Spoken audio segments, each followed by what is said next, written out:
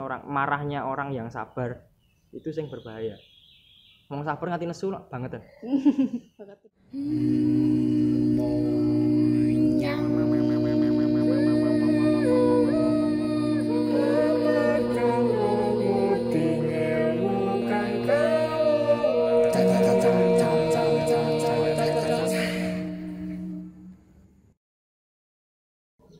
Kalau dari itu Mas sendiri kan pastinya punya gaya garapan. Gaya dalam tarinya. Gaya tariku atau gaya kekaryaanku. Gaya Dua-duanya aja. Itu beda juga itu arahnya. Kalau kekaryaan. Kalau karyaan aku lebih suka identik yang semu-semu lucu. Lucu, funny, gokil kayak gitu. Aku lebih suka yang kayak mengena. gitu. Tapi itu adalah sebuah sindiran. Anekdot. Ya, seperti itu. Ya. Karena memang sekarang mungkin orang sudah jenuh dengannya. Mungkin orang Solo ya, jenuh dengan namanya pertunjukan sing sepaneng. Kalau kita lihat beberapa karya kan, sepaneng banget ini. Sepaneng banget. Bagaimana aku menarik perhatian orang itu dengan sebuah kelucuan. Dari kelucuan itu akan jadi memori untuk orang. Oh, lucunya kayak gini. Tapi dari kelucuan itu apa di balik kelucuan? Istilahnya, wah kamu tersenyum di balik kegelisahan kamu. Ya. Menyembunyikan sesuatu kan. Apa di balik itu, ya kan? Itu menurut pribadiku itu lebih mengena. Kalau aku juga terjadi istilah nesune wong seneng guyon. Beda-beda. Nangise wong sabar. Kan itu lebih dalam daripada oke, kita senang ketawa, cuman kita tetap biasa ketawa dan basic sekarang nggak gas opo-opo. Itu hal yang biasa. Cuman marahnya orang yang sabar itu yang berbahaya. Wong sabar nganti nesu banget kan. banget. Iya kan. Wong sabar nganti nesu loh. Makanya itu berarti kan ada sesuatu yang benar-benar membuat perasaan dia benar-benar marah. Kalau enggak ada level tingkatan marahnya dia. Apa yang membuat dia marah? Itu. Terus kalau dalam tarinya aku basic karena kalau kita ngomongin tari gaya aku selalu terpengaruh dengan latar belakangku step by step dari mulai tradisi masuk ke dalam kerakyatan. Sekarang aku mulai merambah kontemporer, ya kan. Dari basic tradisiku memang aku diajarkan yang namanya andap asor, stabil dalam menari, bagaimana pengkarakteran yang benar-benar itu ditata, disusun sing kita dibatasi secara ekspresi oleh istilahnya kitab babon. Kitab yang sudah ada sejak dulu. Pakem ya, lebih enaknya pakem yang sudah ada. Akhirnya kita teracuni dengan, kalau dalam kata tanda buruknya, kita teracuni dengan kebiasaan kita, tradisi kita. Tapi tradisi itu emang booming waktu itu. Tapi zaman sekarang kita harus mulai berkreasi dengan dunia kita. Beda zamannya gitu loh. Setelah itu aku masuk dalam ranah kerakyatan.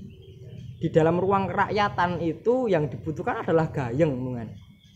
Saat pira gayeng ya wis kerakyatan, rasa kerakyatannya nggak akan muncul. Makanya berusaha menggabungkan antara itu sama rasa kerakyatan. Ben iki rasane gayeng tapi memiliki makna yang dalam. Ada kan tradisi oke sepaneng. Maknanya memang dalam tapi sepaneng, akhirnya akan membuat jenuh. Apalagi masa-masa anak muda zaman sekarang yang nggak begitu suka dengan jenuhan. Mereka selalu explore seperti itu. Nah, aku gabungkan dalam dunia kerakyatan sing gayeng gitu.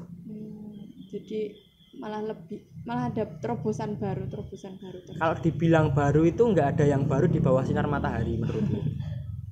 Cuman terkadang memang kita wilayah mana yang kita perbarukan. Mungkin di wilayah Solo sangat minim performing art. Padahal performing art itu sudah booming sekali di Eropa. Saat performing art itu masuk ke Solo itu jadi hal yang baru. Ya kan? Tapi kan itu sudah lama itu di Eropa, wilayah Eropa. Nah, seperti itu. Jadi tergantung wilayah mana yang kita masukkan. Nah, itu akan jadi pembaruan. Terus Mas, gimana caranya buat karya di daerah pedesaan atau daerah yang tertinggal gitu kan? Padahal kan sekarang karya-karyanya kan udah mulai booming seperti karya yang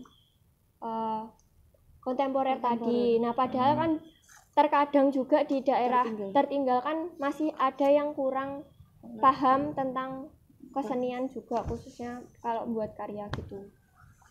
Oke, aku paham pertanyaanmu. Istilahnya gini, jawabku gini ya. Kamu orang Sulawesi. Orang Sulawesi dengan identik makanan-makanan pedas. Saat aku kasih makanan asal Jogja yang identiknya manis, cocok nggak? Enggak. Kurang cocok. Iya kan? Kurang cocok kan? Ya, aku juga berpikir seperti itu. Saat aku masuk ke daerah, aku membawa egoku dengan dunia pengalamanku, aku masukkan ke sana. Akan ada penolakan di situ. Ada penolakan. Jadi tantangan malah. Tantangannya di situ. Ya, jadi benturan yang itu sangat susah. Caranya makanya aku mengosongkan dulu gelasku untuk masuk ke situ. Kamuflase dulu. Jadi istilahku gini, aku harus berusaha jadi air. Saat air itu wadahnya gelas seperti ini, dia akan berbentuk seperti ini. Saat wadahnya cangkir di sini, dia akan menyesuaikan bentuknya. Saat adanya botol, dia akan menyesuaikan botolnya. Jadi bagaimana kamu berusaha jadi air, kamu harus menyesuaikan dengan masyarakat yang ada di pedesaan dulu. Setelah kamu dapat hati dari mereka, nah baru kamu buat strategi. Buat strategi, pegang kepalanya. Paham? Saat kamu pegang kepalanya, ekornya bakalan ikut. Baru kamu bisa memasukkan ide-ide kamu, pengalaman-pengalaman kamu. Secara tidak langsung mengatur sedikit demi sedikit. Saya tidak langsung mengatur demi sedikit. Ya mengalir lah ya Mas ya. Ya, memang nggak bisa langsung dak penolakan itu pasti ada.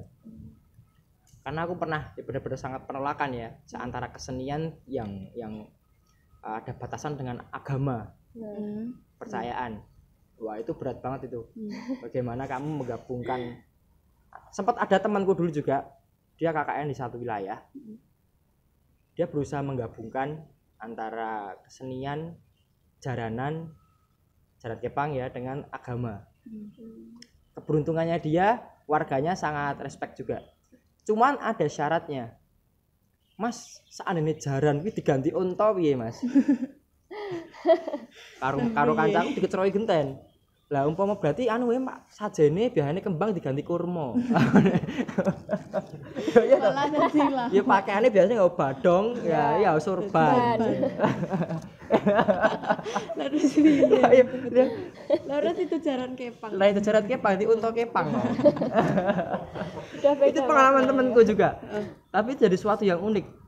Saat seandainya itu benar-benar tercipta, itu jadi sebuah keunikan juga di wilayah itu. Karena memang nggak ada di situ kesenian yang benar-benar seperti itu. Di wilayah itu loh ya, penggabungan seperti itu. Sebenarnya kalau kita sebagai seniman kreatif, kita harus mulai mencoba seperti itu. Itu kan jadi sebuah keunikan yang berbeda.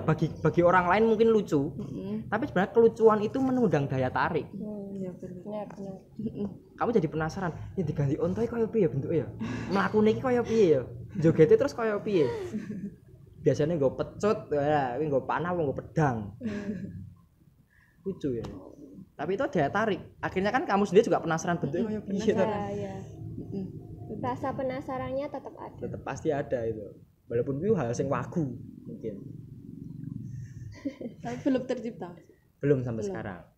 Mau aku kejar terus temanku itu untuk ayo masukkan ide-ide nakal kamu ke sana.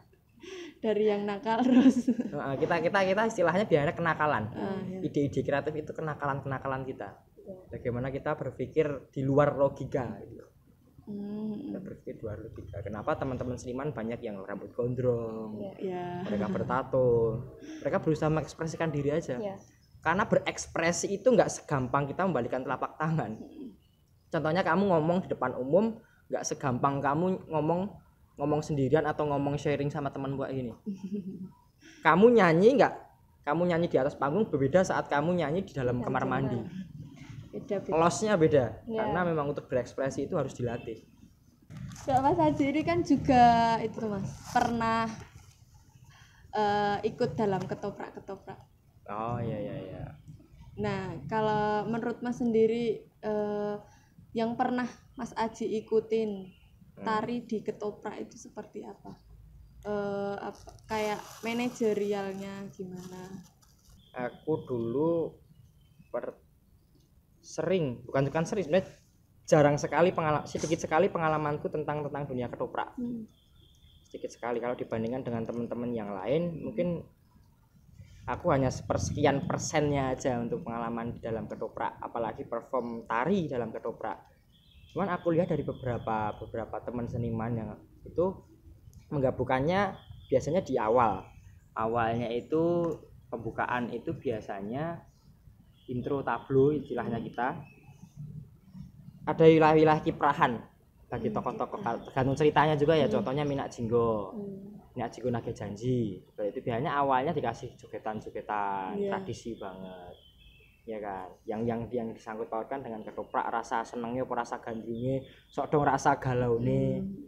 Terus juga mungkin di wilayah-wilayah rampak seperti kerakyatan, wilayah-wilayah pedesaan dikasih tarian-tarian.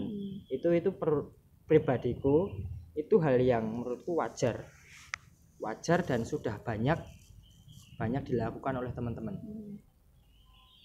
yang aku amati loh ya, karena aku nggak begitu mendalami ketoprak banget. Kita difasilitasi panggung wis enek, penonton wis enek, lampu wis enek, sound system wis enek, gamelan wis enek. Kuwi hal yang bagiku memanjakan kita.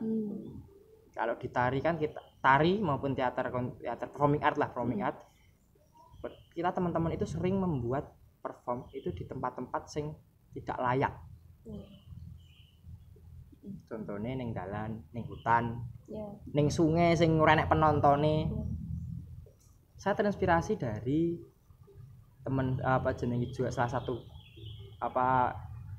orang yang saya favoritkan itu Pak Miroto Jogja. Beliau membuat panggung itu di tebing sungai. Nggak ada penontonnya. Dari yang nggak ada penontonnya sampai ada penontonnya. Sampai dia membuat panggung portable yang besar agar penonton bisa duduk di situ. Jadi tetap mengundang penonton. Mengundang penonton itu pasti. Resikonya besar nggak ya Mas? Resiko dalam apanya dulu kan nih? Soalnya kan pembuatan karya di tebing. Nah di tebing kan di setting. Nah, sebagai orang panggung pun kita juga harus tahu bagaimana setting panggung itu seperti apa agar panggung itu nggak membahayakan. Seperti contohnya Mas Anggono membuat panggung itu yang levelnya seperti ini, ada patah-patahan ini, dan dia membangun konstruksi dari bambu, membentuk frame-frame kotak-kotak tinggi. Orang itu menari di frame-frame itu. Ibaratnya kayak frame-frame yang ada di candi itu. Panel-panel yang ada di candi. Bagaimana manusia ini, panel-panel di candi kan relief udah nggak bergerak. Tapi saat manusia mengimplementasikan jadi relief, dia bisa bergerak dari satu frame ke frame lain. Karena nonton film itu loh. Film zaman dulu kan dari frame by frame. Ya, dia berusaha seperti itu. Bertahap juga. Iya kan. Coba buat setting panggung yang nggak biasa dalam dunia ketoprak mungkin. Kalau dalam dunia tari mungkin hal yang wajar. Seperti Bu Atila membuat panggung berapa meter dulu. Bentuknya seperti ini. Zigzag. Jadi itu dalam kamera ki ora ketok wonge. Tapi ketok efeknya adalah ada semut yang bergerak. Yang aku imajinasikan. Seperti Mas Eko Supriyanto membuat tari saman berapa ribu orang itu, 1.000 orang lebih.